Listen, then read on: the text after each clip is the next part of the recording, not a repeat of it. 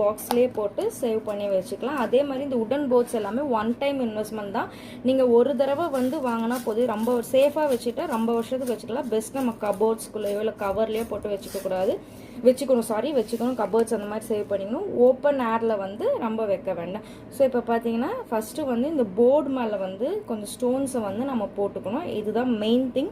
போட்டுட்டு இந்த ஸ்பாஞ்ச் இருக்குது பார்த்தீங்கன்னா, இது ஒன்றுமே இல்லை, நார்மலான பவுடர் பஃப் தான். நம்ம ஃபேன்சி ஸ்டோர்லாம் கிடைக்கும் இல்லைங்களா, அந்த பவுடர் பஃப் தான். ஸோ இதில் வந்து பார்த்தீங்கன்னா ஜஸ்ட் இப்போ ஒரு இடம்னா இந்த டாப்லேருந்து மூவ் பண்ணுங்க.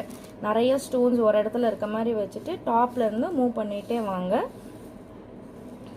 ரொம்பவே சாஃப்டாக தான் தேய்க்கணும். இன்கேஸ் உங்ககிட்ட இந்த ஸ்பாஞ்ச் இல்லை, இப்போ கிடைக்கலனாலும் ஒன்றும் பிரச்சனை இல்லை. நம்மளோட காட்டன் கர்ச்சீஃப் இருக்குது பார்த்தீங்களா, அதை நம்ம ஃபோல்ட் பண்ணி வச்சு யூஸ் பண்ணிக்கலாம்.